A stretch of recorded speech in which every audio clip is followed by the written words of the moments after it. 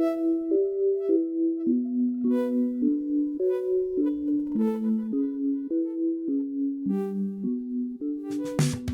back to Think Deeper. I'm your host, Joe Wilkie, joined as always by Jack Wilkie and Will Harab. We have a fantastic episode today, something that has actually been in the works a little while. We have been mulling on this, studying for this, thinking about this, and talking about it for probably a few months, actually. I think we've had this one cooking. So we're excited to bring it to you. Before that, though, fellas, before we just jump right in, anything that we need to get to right off the top? I don't know that we had anything planned of, as always, we always push our followers. Join us on Patreon.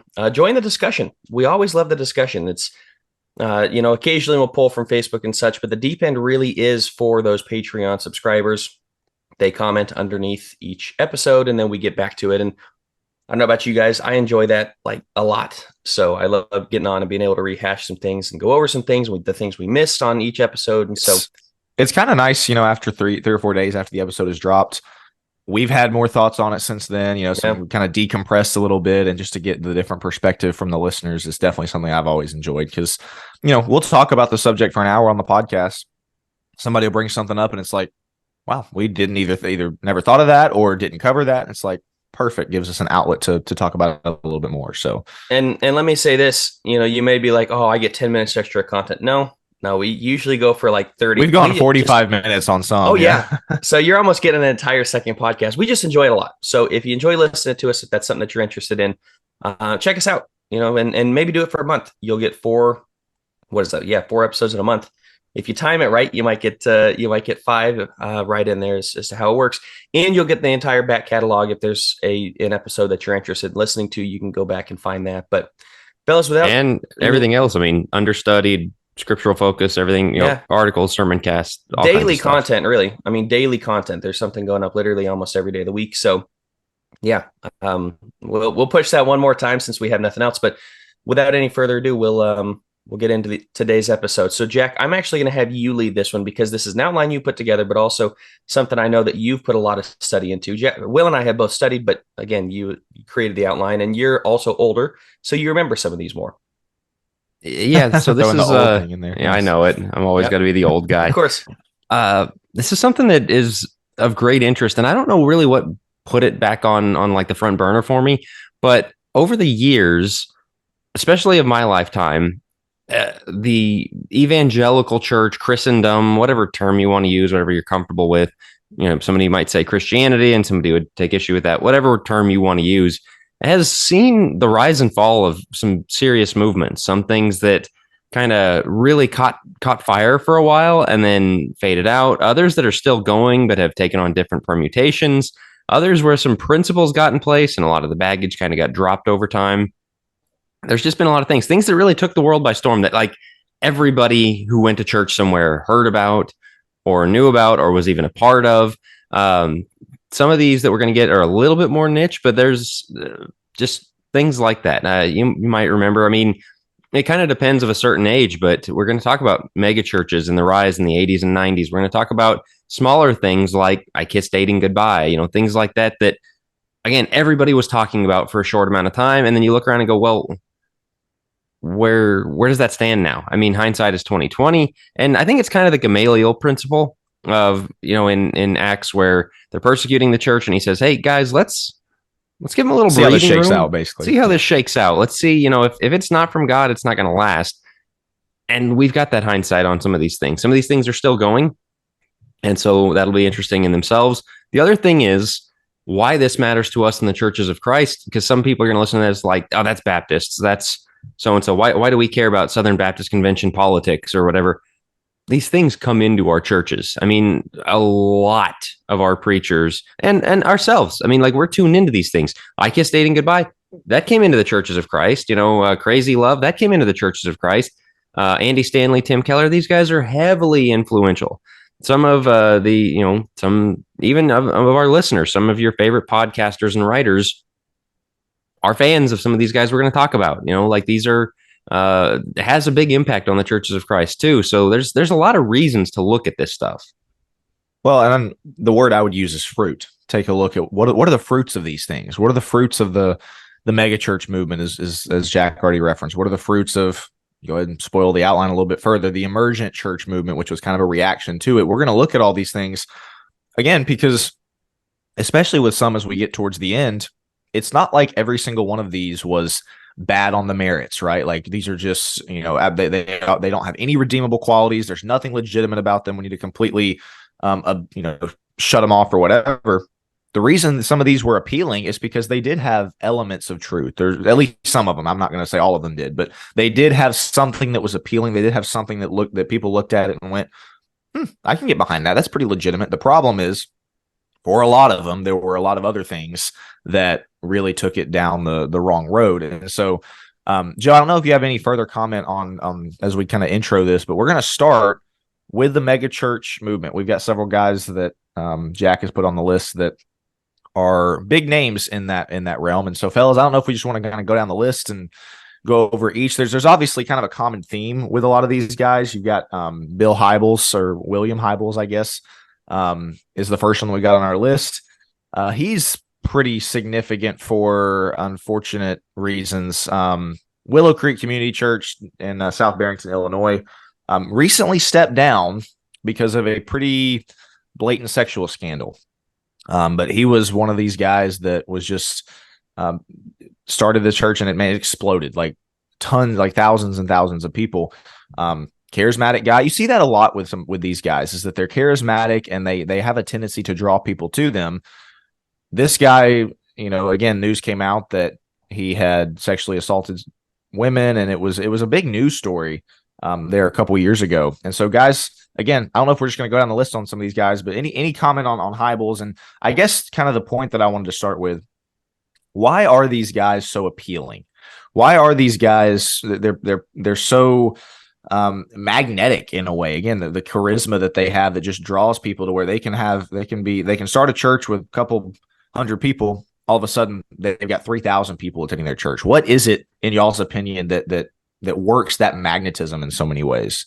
I would say appealing it's an interesting word you use there, because that's literally it. And a lot of the megachurch thing gets associated with the term seeker sensitive. He basically invented that. Like this is his thing. He was the blueprint, and that he got this job. Talking, right? Yeah, Hybels. He got this job at this church and went into that community and basically did market research, demographic research of who are the people, what do they want in a church, what are they looking for, what do they care about, and what are their values, what are their interests, the things they would want to do. All right, let's go be that for them and say, hey, we got it for you. That's just marketing. And that's, in my book, Church Reset, I've been very critical of that, in that churches looked and said, it's very businesslike. And that is a great practice for a business. If you're going to build a restaurant in a community, a store, whatever kind of business you're going to do, you figure out who your customers are.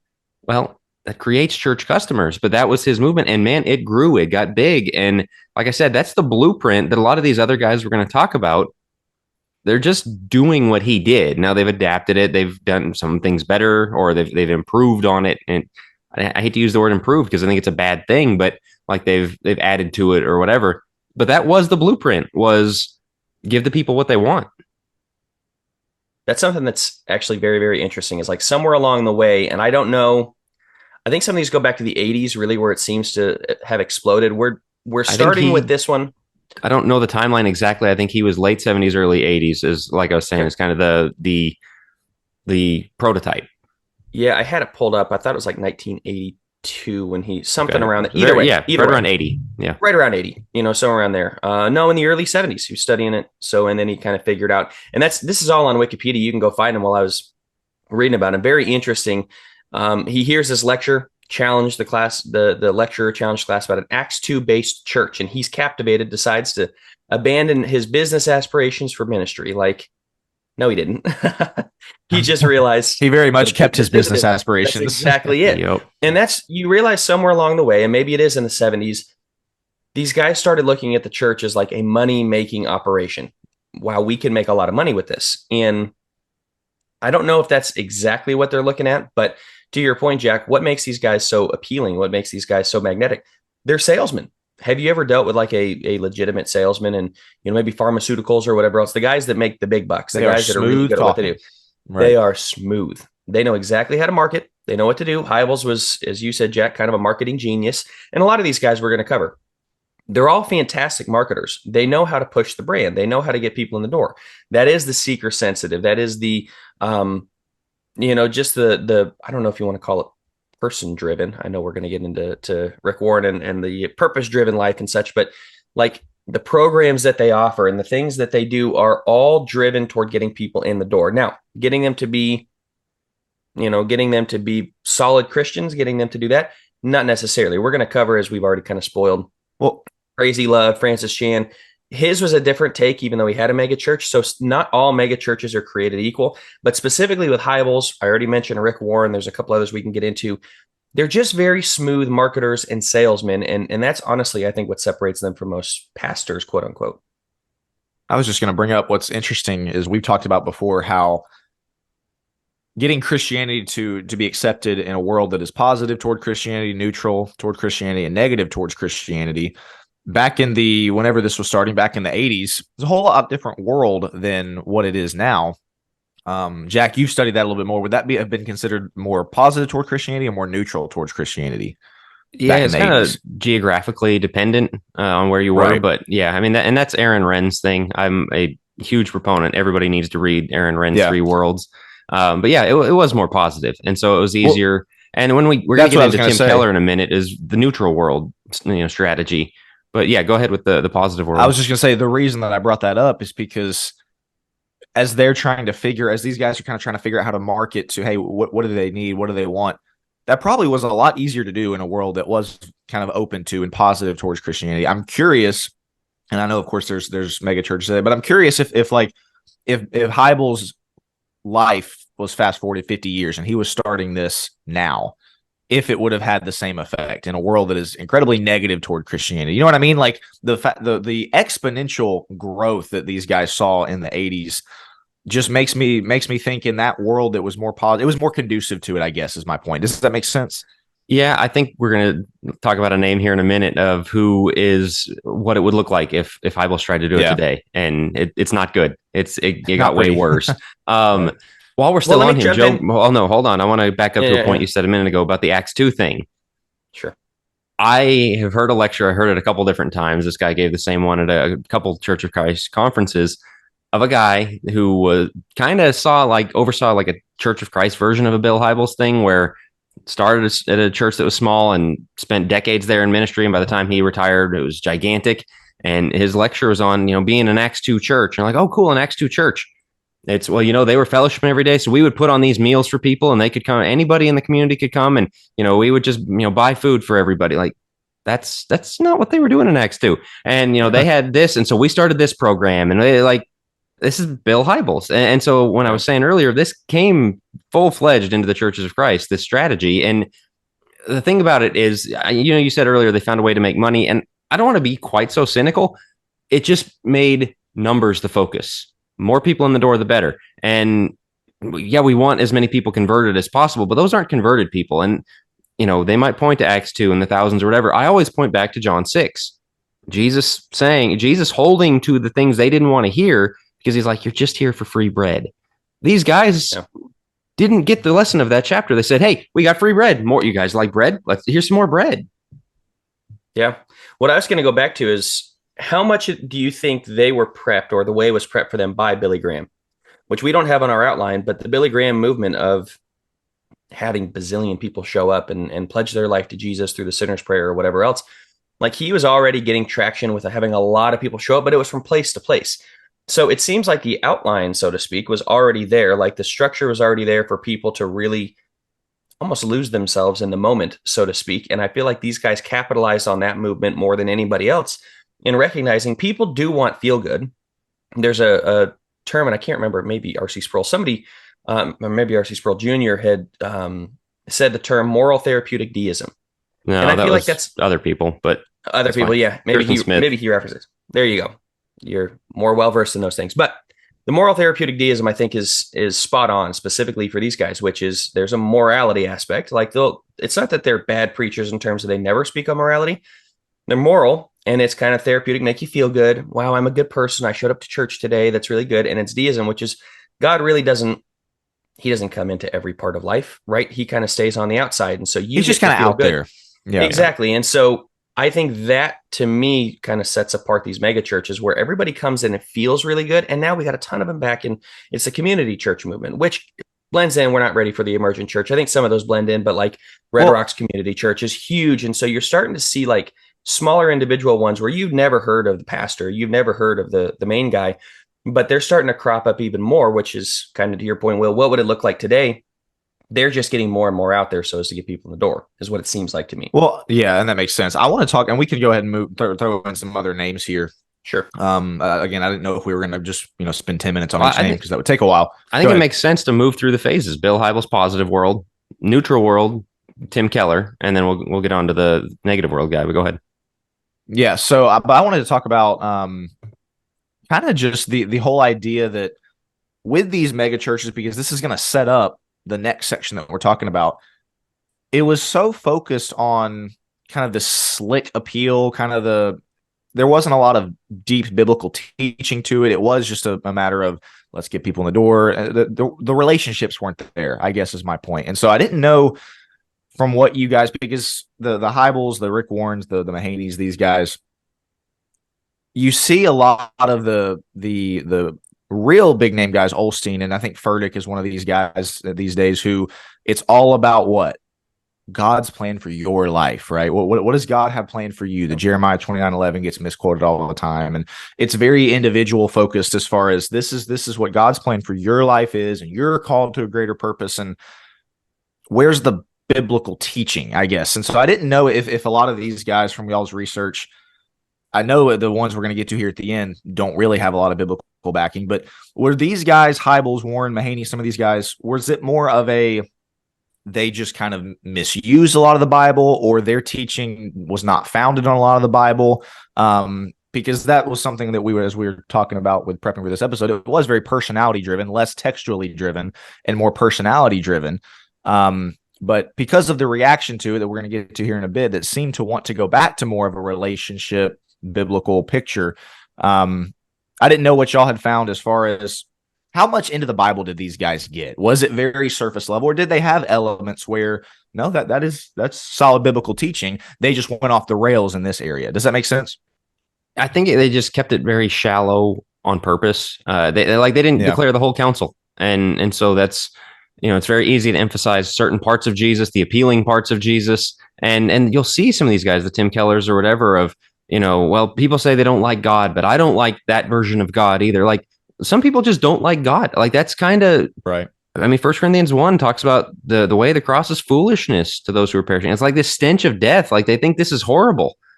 If your appeal of your Christianity is, no, I promise you'll like it if you saw the real version of it. Like, it's an acquired taste. And so the Bible teaching they gave was to keep the bitter parts, the painful parts, the toe-stepping parts away from people, and just try and flatten the path into salvation, into the church.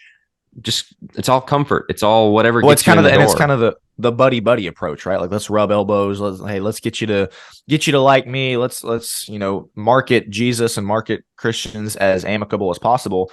When we do read in the New Testament, no, Christ did come to bring division. Like, Christ did not come for everybody to like him, for everybody to like us.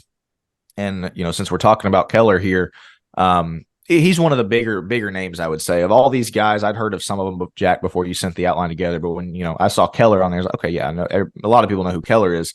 He very much, at least from my research, and he passed away. What was it, last year? I believe a few months ago. Yeah, a few months ago. His big thing, I watched a video about somebody was point blank asking him about homosexuality. And, is homosexuality a sin? What is the church's position on homosexuality? And obviously, wanting him to step in it and wanting him to have people outraged at him. But man, did Keller took 6 minutes to not answer the question. Keller took 6 minutes to kind of dance around it. And, well, in the same way, greed is a sin. And then he even talked about, because the guy followed up with him and was like, so will homosexuals be in heaven, essentially? And again, Keller danced around it, didn't really answer it, and talked about how those who won't be in heaven are those who are kind of like the Pharisaical minds of thinking that they know the way. And when you have to submit your life to Christ and let his lordship over it, And the guy again was like, I'm asking about homosexuals, basically. And he didn't want to answer it because deep down, these guys know this is what the Bible teaches on it. I can't come out and say that and still be liked by everybody.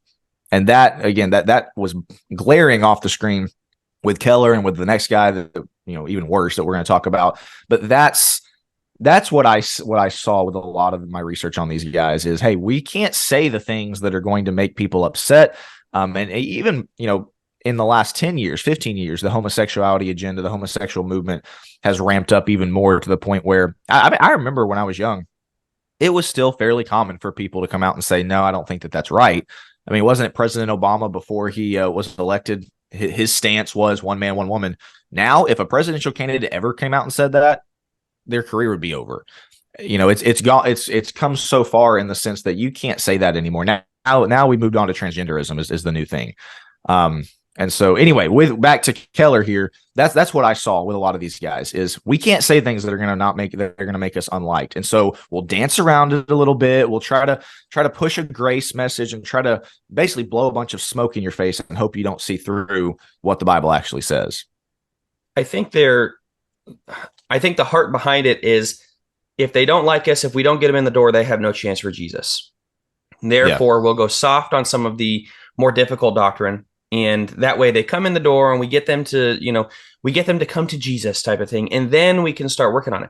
The problem is if you compromise all the way here, you're going to compromise even after they come to Jesus, you'll continue to compromise. Because at what point is he going to be in his church and take a stand on that? And as we know, as preachers of the congregation, you have to take stand on things. He doesn't, because I think that's honestly his thoughts of, well, we'll just get him in the door. And this is going to keep people away from God. Like, that's the whole point, is it's not for everyone. It is, as Jack said, an acquired taste. I guess going back to your question about, is anybody, how did you phrase it? Basically, does anybody speak truth, or does anybody have like difficult biblical messages? It would depend on how we define megachurch. Nowadays, we can look at like Joel Osteen as being the biggest megachurch or whatever, because what does he have, like 35,000, something like that? I mean, it's just insane. However, you do have guys like Tony Evans. You do have guys like John MacArthur that, though, no, I don't think that they are Christians, New Testament Christians, and I don't believe in their doctrine and and everything. I also know they have some difficult and like rougher biblical messages in terms of talking about fatherhood and talking about, John MacArthur is one of those that stood up against COVID. So they say less popular things. Yeah, correct. I don't know that you can call them. I don't know if you want to call them mega churches. I think Tony Evans has like 10,000, which is a mega church to me. But to me, they stand apart. They're a little bit separate from some of these other guys we're talking about, from the Tim Kellers and the Andy Stanleys, which we're about to get to. So I think some of them do, and I think some of these guys do have the right heart behind it. But I guess the people we're really pushing is more just the program. Again, the seeker-sensitive type congregations. There are big churches now that don't do that, and I don't know that I would classify those mega churches. But does that make sense? I mean, would you guys classify a John MacArthur church as a mega church? I feel like it stands apart from like a Rick Warren Saddleback. It is in the size, it just in approach, it is different. You're right. Yeah. So with Keller, there's a word I want to hit before we get out of here. And looking at the time, this might end up being a 2-part episode because I don't want to shortchange any of this. There's some really important stuff here, so we'll see. With Keller, the word that really came up a lot is winsome witness. Winsome, and his thing, he was in New York City, and he was, again, we talked about Heibel's blueprint. Keller gave what was considered the blueprint for engaging big cities. Cities are hard, cities are not Christian, they're not very believing or whatever. And so, but he built this church up, the Redeemer Presbyterian in New York City, and it was the neutral world thing. Neutral world is when you tell somebody on the street, I'm a Christian, they don't care. Like, okay, good for you. That's fine. But I don't think better of you, but I don't think worse of you. Now we're in a time where in New York City, a lot of people are going to think, oh, you're one of those hateful bigots. That's negative world. In the neutral world, Keller's approach going into New York City in the early 90s was, all right, the world's ambivalent on us. Let's show them that we're likable. Let's be winsome towards them. And that's what leads to the whole, hey, is homosexuality a sin? Kind of like nodding while shaking his head. Kind of. Right. So he famously, a couple of years ago, had a tweet thread about abortion. And again, the same thing. Like this is the cultural engagement approach that he had. And, of course, we're very much in favor of abortion should be outlawed, and this is awful. It's murder. And he said, number one, well, look at this. Here are two biblical, or we shouldn't destroy unity or fellowship over political differences. So you vote for pro-abortion, you vote against it. Well, we're all Christians together. There's really not any difference. You've got to say that to your New York City audience, or they're not going to like you. And so he goes on, here are two biblical moral norms. It is a sin to worship idols or any god other than the true God. Do not murder is number two. If you ask evangelicals if we should be forbidden by law to worship any other God than the God of the Bible, they'd say no. We allow that terrible sin to be legal. But if you ask them if Americans should be forbidden by law to abort a baby, they'd say yes. Why make the first sin legal and never talk about it, and the second sin illegal and a main moral political talking point? Okay, so I'm so sorry. Hang on. So his insinuation is let's just legalize murder. That's the logical conclusion I'm coming to there. Yeah, well, exactly this is his sophistry that he does. Like he makes it sound like he's really, really thinking through some stuff, and it's like it's not that deep, man. So he goes on. The Bible tells us that idolatry, abortion, and ignoring the poor are all grievous sins. Look at this equivocation, really. But it doesn't tell us exactly how we are to apply these norms to a pluralistic democracy. I know abortion is a sin, but the Bible doesn't tell me the best political policy to decrease or end abortion in this country, nor which political or legal policies are most effective to that end. We're allowed to debate that, and so our churches should not have disunity over debatable political differences. I'm sorry, if you have somebody who's pro-abortion in your church, they need to be confronted, disciplined, and eventually disfellowshipped. But he wouldn't do that because you don't get the numbers. You can't be winsome in New York City. If you walk out into New York City and be like, this is a sin, and we are stomping our foot down until this is outlawed. And so he comes up with that stuff, and people buy it. People think, yeah, the Bible doesn't say how to get involved politically about abortion. I mean, come on, man. This is so easy to see through. My point with the murder, and Jack, you brought this up, is let's run other things through that filter. You brought up slavery. What if he came out and said that about slavery? That wouldn't go over as well. What if he came out and said that about rape? Well, the Bible doesn't tell us, or how we should politically decide on what rape. No, like, of course not. But it's because abortion is the hot button issue. But like, you can't run other things through that filter. But that's the logical implication of what he's saying. And what I wanted to bring up here, and then Joe, I'll hand it over to you. Very good. If there's one message that let's say I was a complete, observer from the outside, impartial observer, and I was listening to the message of a lot of these guys, and we can go ahead and get into Andy Stanley as well. My main takeaway from it would be, I can be a partial Christian. I can be a half-hearted Christian. I can be a sort of lukewarm Christian, and that's totally okay. That is theological totally minimalism is fine. God only cares about this much of your life. Exactly. What does Jesus say? You've got to forsake everything to be my disciple. If you don't forsake everything, you can't be my disciple. Man, is that not the message that these guys are sending? These guys are sending the message of it's okay to be a sort of Christian, a partial Christian, a half-hearted Christian. And the reason why, as we talked about, this can leak into the church, we don't necessarily have anybody getting up and preaching that like a lot of these guys pretty much are. But what do we kind of insinuate in a lot of congregations? Hey, you show up twice a month. Awesome. We're so glad that you're here. But hey, come back and come to the fellowship meal. Come to this event. Oh, you're not going to? Okay, no problem. Hey, see them again in 3 weeks after they've disappeared. Man, we're so glad to see you. We insinuate the exact same thing in the churches of Christ, that being a partial Christian, you can go and dress however you want to at the beach. You can go do whatever you want to on the weekends. You can go live however you want, support whatever political agenda you want. But hey, as long as you're here in the doors on Sunday morning and have quote unquote placed membership, we're going to accept you, and that's going to be great. It's this accepting of partial Christians, of half-hearted Christians. These guys are the poster boy for the Kellers, the Stanleys. That is leaked into the church, and that is why a lot of this is so dangerous. So we on the winsome thing, and then I'm going to get to the one other point on Keller that will get us into Stanley, because he again has carried this torch. We write stuff at Focus Press, and we get people criticizing us. Man, what is the world going to think? Right. That's winsomeness. I wrote earlier this year about the LGBT movement is giving cover for pedophilia. Like, that is what they're moving towards. And man, I had other preachers like, I can't believe he wrote that. The world is gonna, they're gonna be like, it's true. You're not debating that I'm true. You're saying that's not winsome enough. That's the fruit of this, is people have that approach. The other thing that Tim Keller is very famous for, which will move us forward in the outline, is the religion is bad thing. Oh, yeah. You hate religion. I do too. Like, dude, you're a millionaire because of selling books and preaching for a church. To religious on religion, people. right? Yeah, to religious people. Nobody's buying that. Nobody's buying that you dislike religion. But then he twists the definition into whatever he wants it to be, and what he means is legalism. What he means is Phariseeism. But he equates that with religion. And what's the fruit of that? It's a lot of people going, I hate religion too, so I'm not coming to church. And you can see Keller kind of like, wait, no, that's not what I had in mind. But that's what he did. In fact, this is kind of funny. I just remembered. I actually debated this with him on Twitter like 10 years ago. I'm a nobody scrub with like 10 followers. Whoa. And Tim Keller's going back and forth with me. No, doesn't mean that. I'm like, I said exactly that to him. You're a church. Nobody believes you when you say you hate religion. Like, this is ridiculous. But you look at the fruits of that.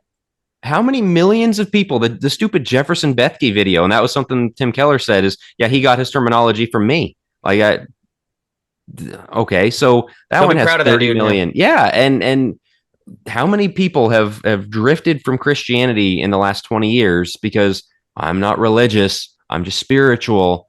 That's Tim Keller's fault. I don't have a religion, I have a relationship with God. Relationship over religion. And because he is very vague in the distinctions for winsomeness sake, he doesn't make the distinction to say, no, that doesn't mean you can't go to church. Like, you don't go to church. Like, that doesn't mean you're not involved or anything like. He doesn't say that stuff. He lets you make it whatever you want, which is and I hate to keep bringing it back to this, but you see a remnant of this in the Church of Christ. Yes. I know I just brought that up, but you see that exact remnant of, well, we can't really say, hey, you're expected to be here every time the doors are open. And we can't really say, hey, your daughter really can't dress like that. We can't say those things. Why? Because they're going to leave. They're going to go somewhere else that's going to ruffle or, cause a ripple effect that's going to ruffle some feathers. And so we can't say those things.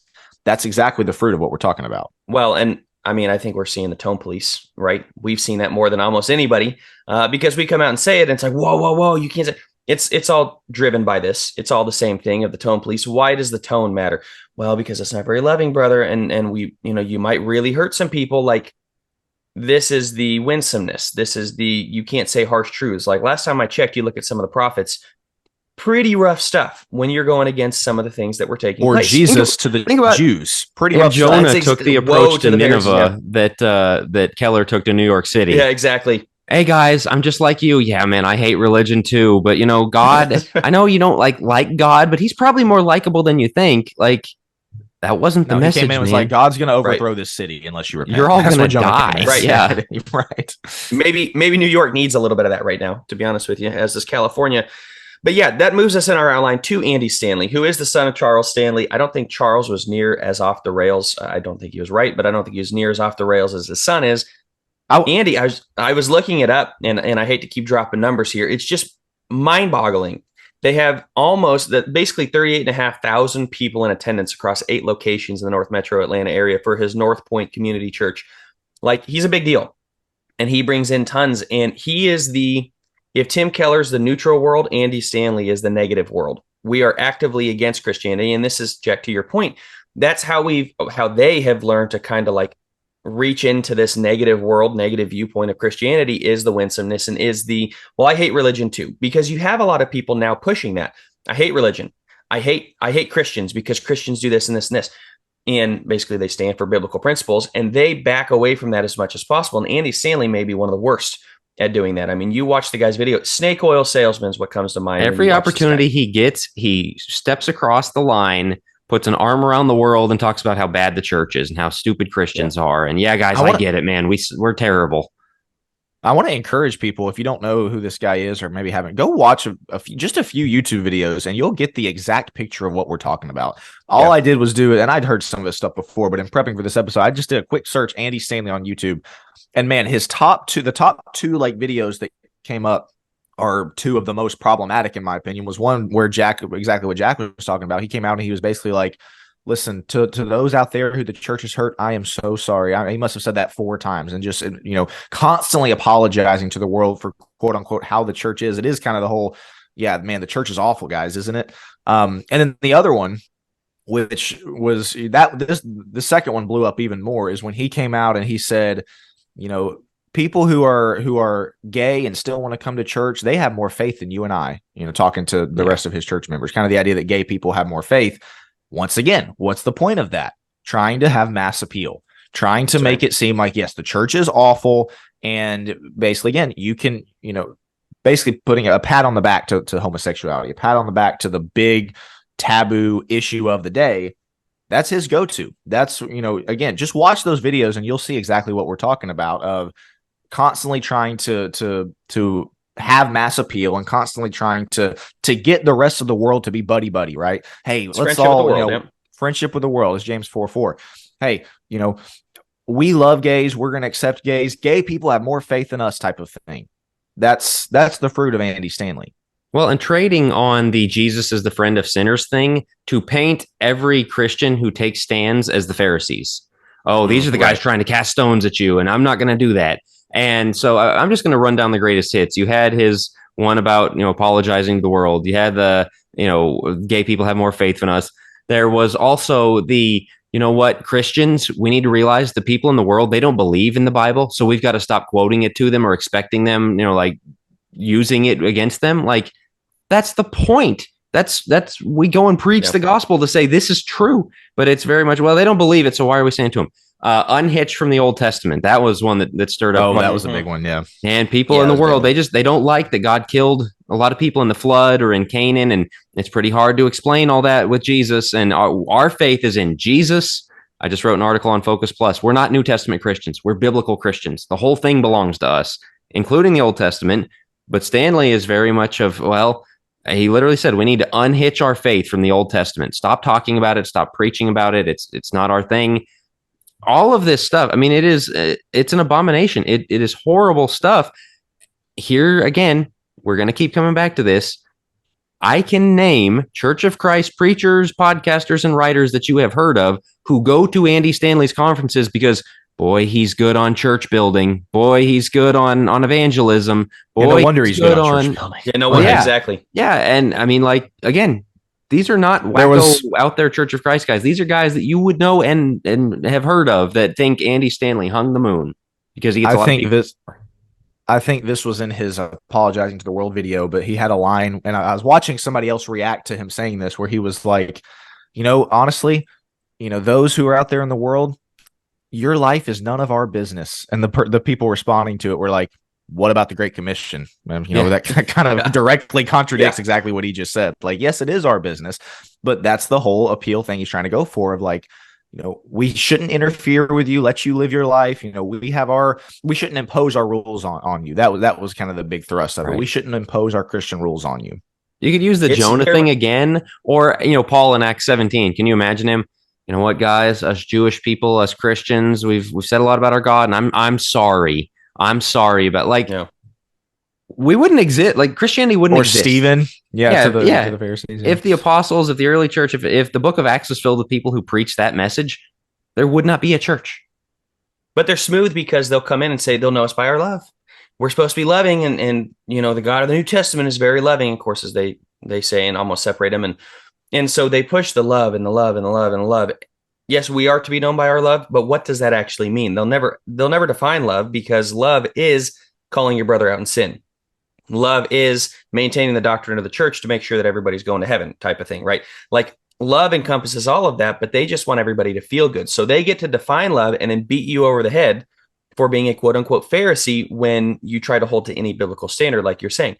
They just want to come in and push love. So I don't know if there's a whole lot more we want to go into on the mega church side of it. One of the things you had put on here, and we've referenced, is just that cult of personality. It's developing, and you see this is, again, it's crossed over into Church of Christ. The preacher wants to be loved, and he wants to have this personality that's like so fun and bubbly, and he's wearing costumes and he's doing all these things and he's getting people in the door. No, I'm sorry, but that's taking from these guys, like, what's going to get people excited? What's going to get people in the door? Oh, and I guess I take a different stance. Look, we just had an entire podcast on being excited for worship. No doubt. I think we need to be excited. I think we need to bring a lot to God. We need to bring him our best. At the same time, I think you're starting to see this with preachers that don't really take themselves seriously. And they very much try to mimic these things where maybe they do take hardline stances. I'd like to think that the Church of Christ takes more hardline stances than these guys. At the same time, I think it's the same gimmicks. It's the same programs. It's the same everything else trying to get people in the door. And you see a lot of people that go, well, we just don't have enough for the kids. well, this church doesn't really meet my needs for the kids. This church doesn't have a program for single people. This church doesn't have a program for XYZ. And so they leave and we go, boy, they're right. We need to get another program. No, we don't. But the program type churches, that's where you're seeing mega churches on a mini scale, is the charismatic preacher who tries to have the perfect personality for everybody to come in the doors and tries to put on the perfect programs to get as many people as possible. We're still focusing on numbers. Just because we don't have 30,000 doesn't make us a mega church in many form. One other way is that, before I hand it to Jack real quick, one other thing, Joe, you just made me think of that I think it is mirrored. You talk about this cult of personality thing where, people are following, they're not following Jesus, they're following Andy Stanley. They're not following guys Jesus, we've mentioned, we haven't even named their churches, just their name. Right, just their names. That's right. I do not have a problem with you have a preacher that you highly respect that you want to listen to every now and then. But man, does this cult of personality thing bleed over sometimes into the Church of Christ of honestly worshiping the ground that some quote unquote big name preacher walks on. I'm not going to name any names. Those of you who are very plugged into lectureship circles and things, you know exactly what I'm talking about. Oh my goodness, so-and-so speaking, we have got to be there. Oh my goodness. So, and this is one of those things that, again, there is nothing wrong with having, again, respect for somebody who preaches the truth and enjoying listening to the way that somebody teaches the gospel. Nothing wrong with that. But man, if you get into the whole, well, so-and-so, so-and-so said this over here, but insert big name preacher X said this, so that must mean that he's correct. It's like, okay, he's not an apostle. He's not Jesus. Let's pump the brakes a little bit. Back, yeah. This glorification of the role, this glorification of the person. Obviously, there's nobody in the Church of Christ that has the Andy Stanley personality that is quite as big. But I still see kind of remnants of that as well, of chasing after the individual, following an individual rather than following the Bible in a lot of instances and following Jesus. And that's something we desperately need to guard against in the church. For sure. While we're talking denominational ministers, you just look back at history and the guys that drove change, Martin Luther, John Knox, Jonathan Edwards, like they were not, hey, we're just like you. Come in, you're going to love our church. You don't really have to do anything. And we're so sorry that we've been hard on you. Jonathan Edwards was the opposite of that. Oh my, all of these guys, goodness. Yeah. I mean, it's just, hey, sinners, stop it. Jesus has a problem with that. And he's Lord and you need to repent. And you look at, I say this a million times, I've written it a million times, the end of Luke, Jesus lays out what gospel is going to be preached.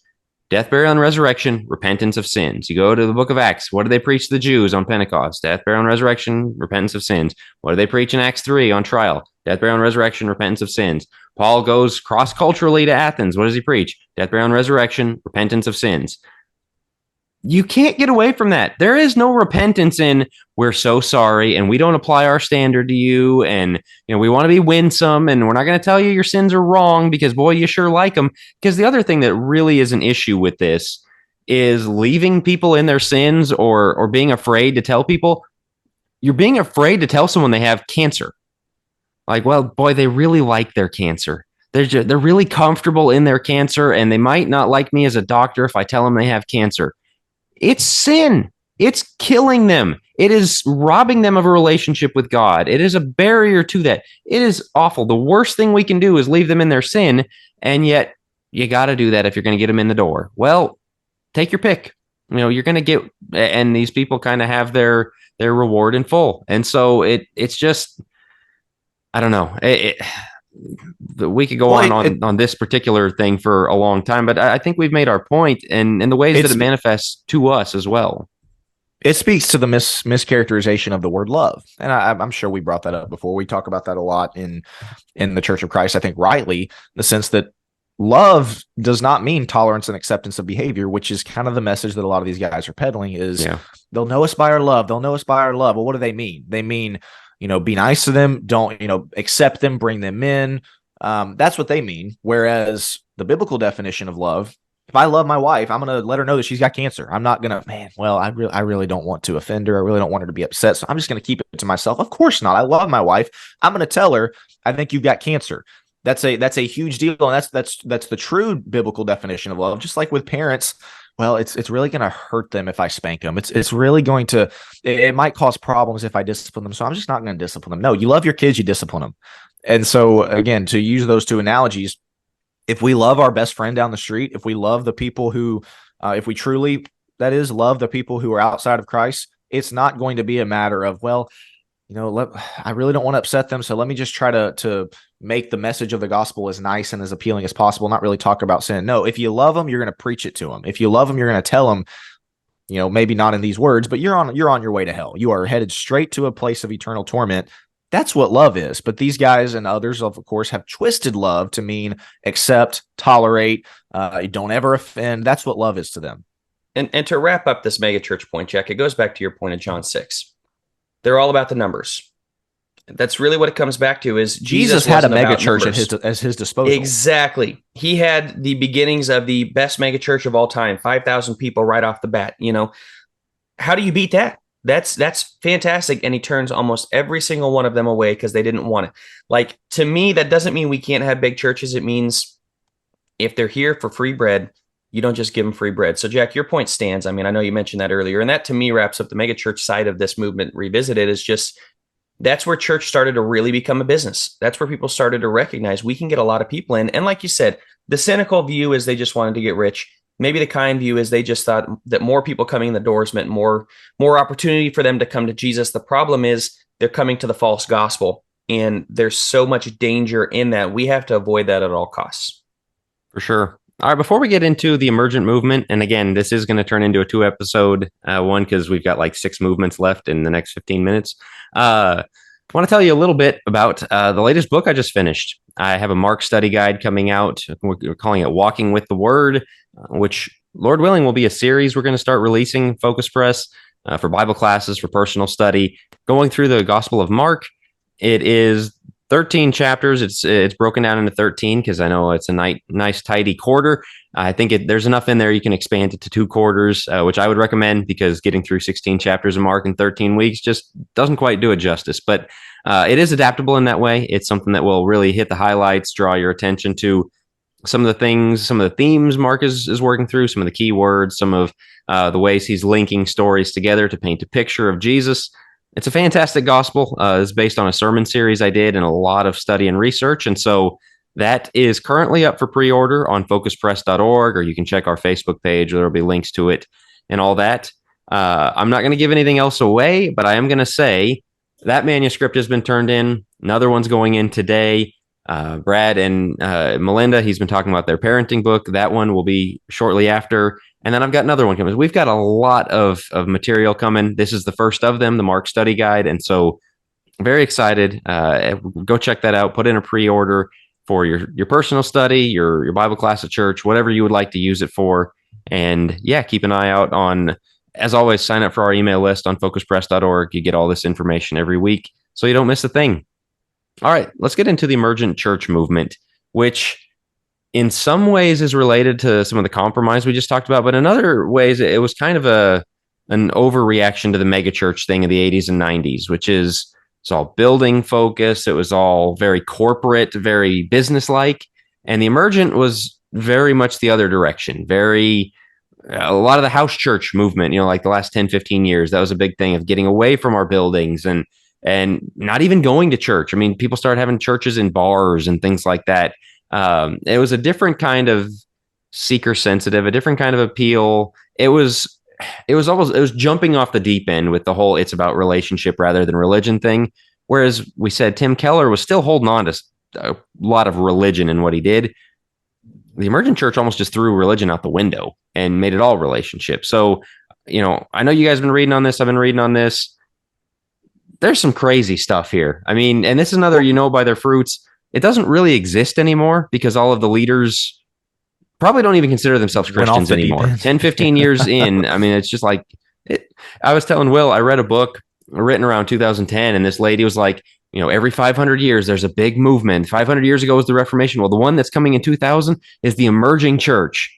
Like, boy, did you misread that one. But, well, what do you guys find? I wonder how many members of the church have actually heard of the emergent. Like, it's so obscure now that a lot of people probably haven't heard of it. I'll say that like I haven't heard of it as such, but the influence, man, it really was and is a thing continuing. Right. Joe, I'm not going to steal everything here, but the biggest thing that I found as I was kind of looking up a lot of this stuff is association of the emerging church movement with the concept of postmodernism. Now, if you don't know what postmodernism is, you probably know what it is, maybe just not know its definition. It's kind of the idea that there is nothing objective.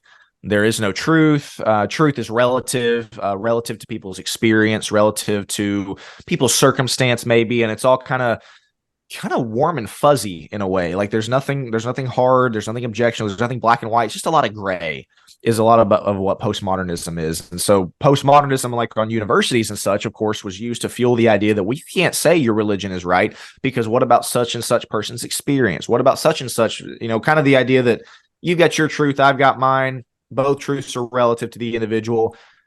The emerging church movement, that idea is heavily associated with postmodernism. The idea that I was reading one thing that the way they put it, it's experience over reason, it's subjectivity over objectivity, it's spirituality over religion, as we kind of already discussed. It's kind of feelings over truth. And that's what made up a lot of this emerging church movement. Wasn't a lot of hard, firm, doctrinal, this is what we believe. In fact, we were talking off air, looking up, well, what do these guys believe? Kind of hard to find. Like it's kind of hard to nail down, well, what do these guys actually believe? And I, from what I read, they did it that way on purpose. They wanted it to be very kind of out there and abstract. And so that's what I'll say on it, Joe. I'll give it over to you to maybe add to that. But just the idea that there was not a lot of objectivity. There was not a lot of cold, hard fact. This is what we believe. This is what's true. It was more of a warm, fuzzy feeling type of thing.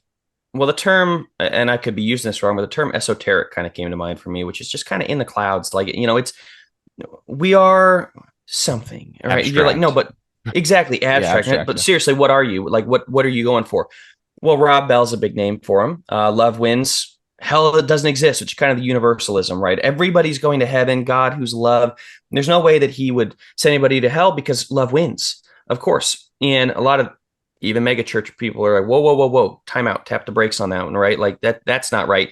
But this. And I think Brian McLaren is the other guy that is a big name. There's a couple names, but Brian McLaren, he's pro homosexuality. He's also one that basically doesn't conform to hardly anything. He doesn't push, he very much pushed love wins, arguing for that universalism. I mean, you see these figures and they don't take a stand on anything. And as you said, it's the relationship. And so these are the types that like, instead of worshiping today, we're going to go out and serve the poor. Now that has the appearance of religion. That has the appearance of like, wow, boy, that is so nice. They're out there serving. That's great. They're out serving people and really getting these relationships, and they'll talk to Jesus while they're doing it. It's like, yeah, but what about worshiping Jesus? That's kind of a big deal. Like we kind of want to do that one, but they'll skip for that. And then again, the home church, there are elements of this that are like, I could get behind that. That seems good. Like they're stripping down worship service to where it's just going down to the basics. Why don't we get back to the basics? And that sounds so good. And so much of this has the appearance of wisdom as you study through. And again, whether you look at Wikipedia, I was reading another great article on it that was really kind of digging into the New Worldly Church from this Baptist site that was breaking it apart. I thought it was very, very interesting and talking about their movement, conversations and journeys and narratives and words like that. Like it has this appearance of wisdom that everybody can get behind. Like we're all on a journey together. Oh, that's right, brothers, preach it. And then, what's our journey to? Really, it's towards self-enlightenment, self-fulfillment. Everybody wins. If everybody's going to heaven, then why in the world do I need to follow Christ, right? So you start to break apart this wise, and to me, 1 Corinthians 1 comes to mind, maybe 1 Corinthians 2, of like, I didn't come to you with flattering speech. I didn't come to you with these high-minded, noble concepts. To me, some of the words that they use, Donald Miller's another guy, I mean, the words they use to captivate you sound very flowery, sound very religious-y, but they do it, and really it's just humanism, postmodernism, and universalism couched in these, or pillowed in these, Christian quote-unquote terms. Well, one of the big things they push as well, and one of the big emphasis is ecumenism, the idea of unity among all believers. And so anything that is, this one kind of somewhat does tie back into the megachurch point of they don't really like statements of faith because that's going to draw lines. They say that's going to kind of alienate people. And so unity is a big point of emphasis with them. And so, regardless of your religious background, that they want to push unity above all things. We in the church, we believe in unity as well, but at what cost? At compromising biblical standards? Well, for the emerging church, they don't really have any standards that they go off of. So it's very easy to kind of widen the arms and bring in as many people as you can. That was a big point of emphasis with them as well. Well, this is interesting because, Jack, and I'll turn it over to you in a second. This is what I was trying to find in one of the articles I was reading. Emergent churches are communities that practice the way of Jesus within postmodern cultures. This definition encompasses 9 practices. So for those that are going, I still don't know what it is. Here's their 9 practices. Emerging churches, number 1, identify with the life of Jesus. Number 2, transform the secular realm. Number 3, live highly communal lives. Sounds like a cult, to be honest. Because of these 3 activities, they, number 4, welcome the stranger. Number 5, serve with generosity. Number 6, participate as producers. Number 7, create as created beings. Number 8, lead as a body. Number 9, take part in spiritual activities. Now, you may listen to that and go, sounds like heaven on earth, man. That's fantastic. Like, we are here to transform the secular realm. We are here to live these communal lives or to welcome the stranger, whatever it is. And as this article points out, there's kind of the evangelical and liberal takes on that. The evangelical holds to the gospel in doing this. The liberal take really has nothing to do with the gospel and just wants to be a good person and live these communal lives, which to me really gets into cultish type serving of we're all in this together in this great community and we live together and we serve together and all this stuff. So it is whichever one you take. Somebody may be listening and go, well, they're missing the point of it. Yes, there's a religious element of the emergent church. That's partly what makes this difficult to nail down is they're all over the place. So an emergent church may be one that's just more focused on serving, but they got a lot of things right. Not likely, but more often than not, the emergent church is highly liberal that basically has no use for the gospel. Well, because there's no grounding, no staking, no creed, no set of beliefs, you're just going to drift. That's just how it works. If there is no anchor on the boat, it drifts because that's the nature of things. And the drift is never going to be in the direction of biblicism. It's going to be the cultural drift. And that's why every one of these leaders is now pro-gay, pro-abortion, pro-everything else. And I'm going to get to that point in a second.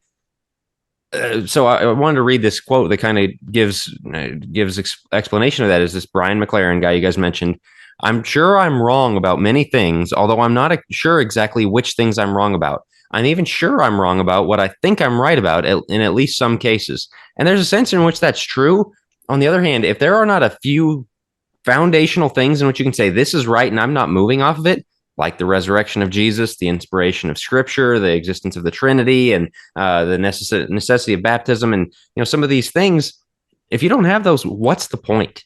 I could be wrong. Like, you got to be. There's a point to be dogmatic. Got to be right on something. Yeah. Yeah. Right. Will had a great sermon on Psalm 5 the other day. That's up on Focus Plus, and you got it. David knew when he was in the right. David knew when he was okay with God. And this is kind of that, like, well, I don't know if I'm okay with God, so who am I to say that this person? Well, it reminds me of the G.K. Chesterton quote about the purpose of an open mind is to eventually chomp down on something solid, or of an open mouth, open mind. He's kind of making the analogy there of like, it's not just supposed to stay open forever. Like, the point is, that's what he says. The open mind is like the open mouth to, clamp down on something solid.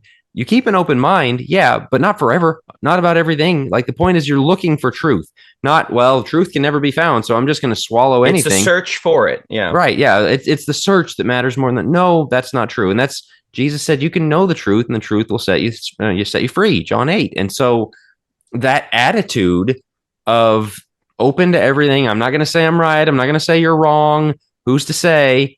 Jesus is to say, and there's no submission in that.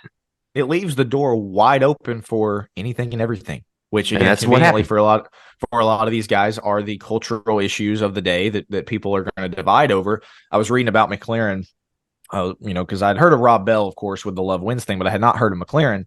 And he was, as I was reading, he eventually recanted his beliefs on homosexuality and came out and said he did not believe it was a sin. I read something about how his son was a homosexual and he even presided over him and his son and his son's husband's wedding.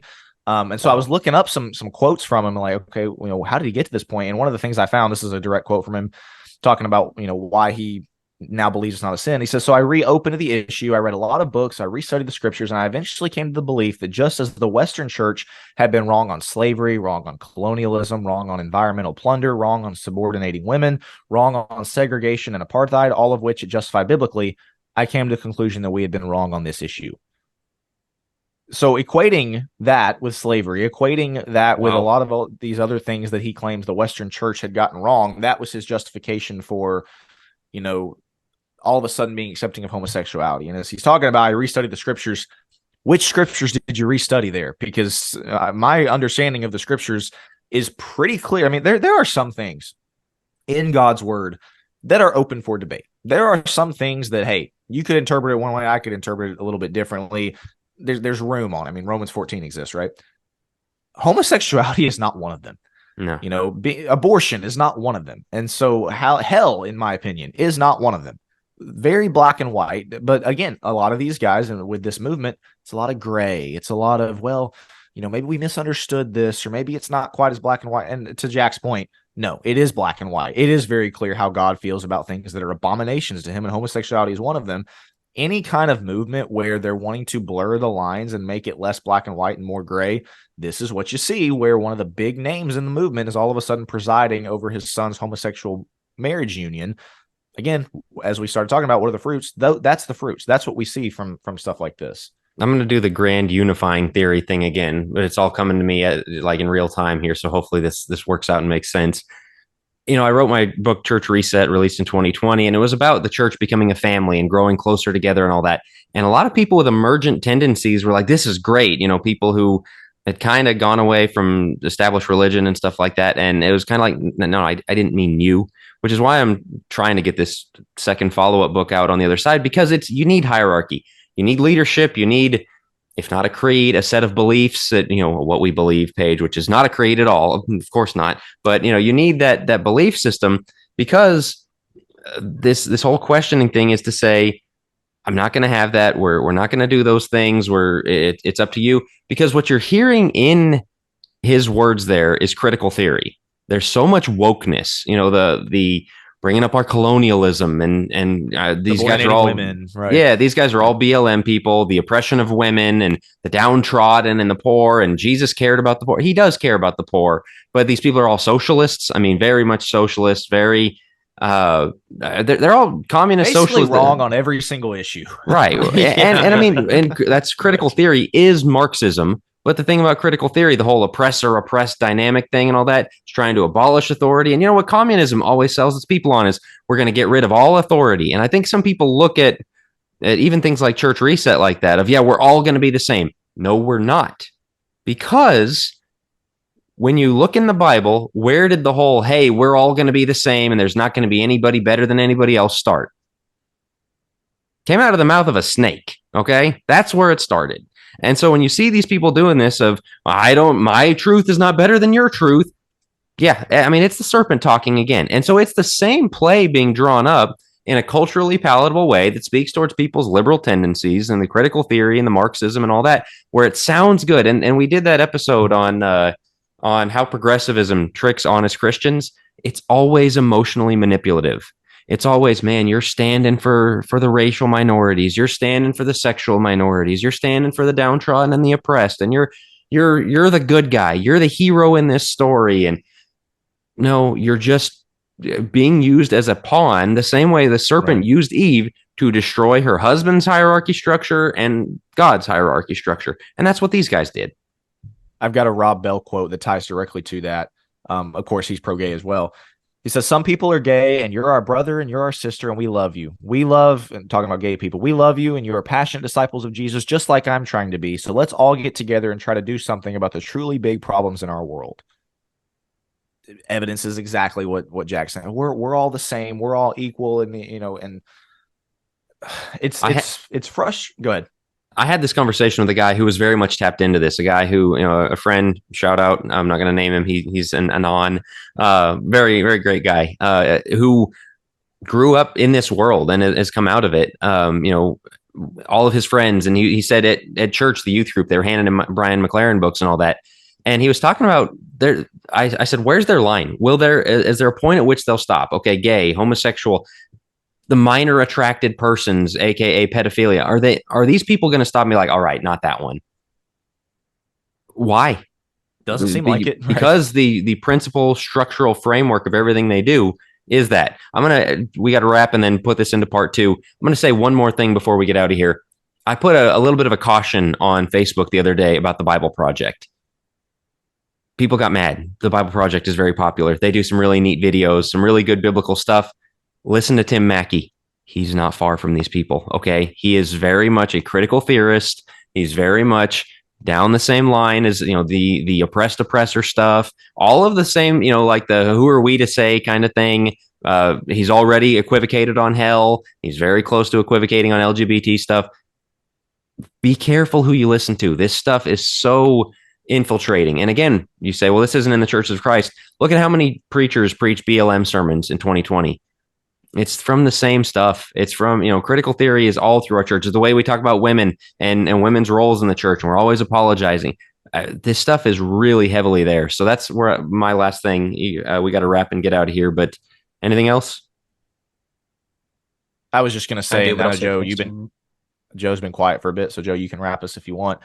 What I was going to end with is people are wondering, okay, why does this matter? We're not members of megachurches. We're not part of the emerging church movement. So honestly, who cares?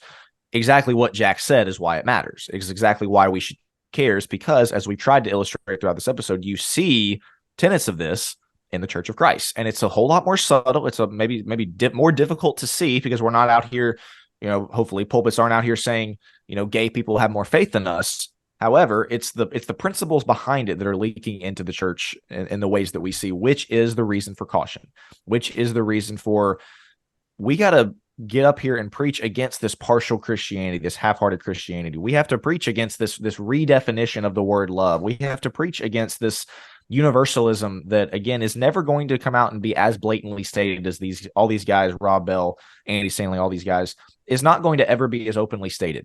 But when we have churches that won't get up and talk about what a solid Christian marriage should look like, what the role should be, when we have churches that won't get up and talk about these are the ways you should be raising your kids, when we have churches that won't get specific on anything, it's because they don't want to offend. It's because they don't want to run people off. It's because they want to have mass appeal.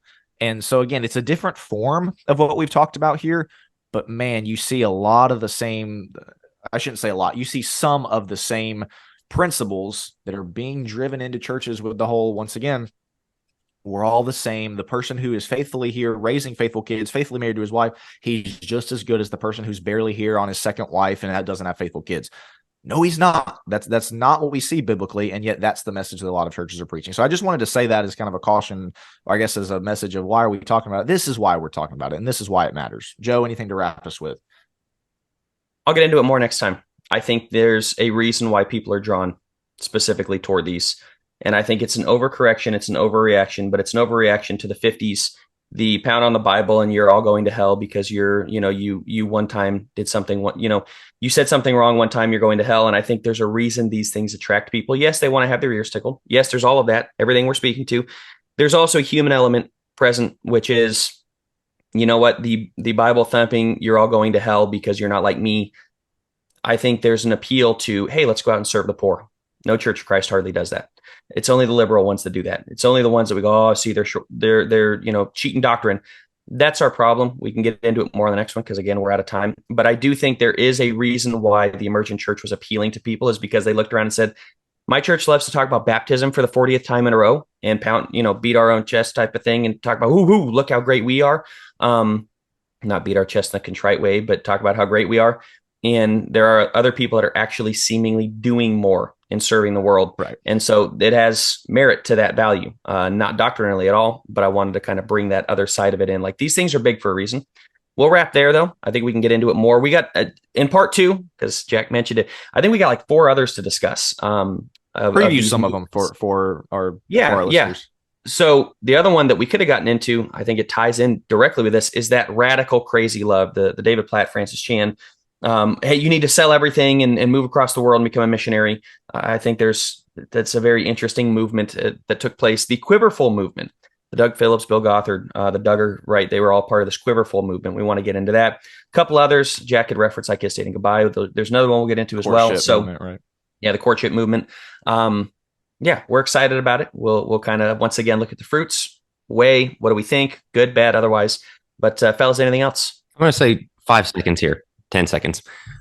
Okay. The problem is I'm not counting. people who, Tim Keller and these people. The problem is the people in the middle where there is the emotional appeal of this other side, and people like us who stand up and say that's wrong and this isn't. And you know what we get? Yeah, but boy, it's kind of mean. I don't really like the fighting, and so both of these sides, I don't like either of these sides. It's gonna take confrontation, okay? And you've got to get a stomach for it, or these guys win. That's just how it goes. It's true. That really was 10 seconds. Nice work. I did it. Nice work. That's pretty good. He's used to keeping it short, like on Twitter. He's a Twitter celebrity, apparently. Not at all. No, short and concise. Going back, not at all. Interacting with Tim Keller. Yeah. Oh, that's true. man. That was many years right. ago, many accounts ago. Yes. All right. Let's get out of here. We'll talk to you guys next week.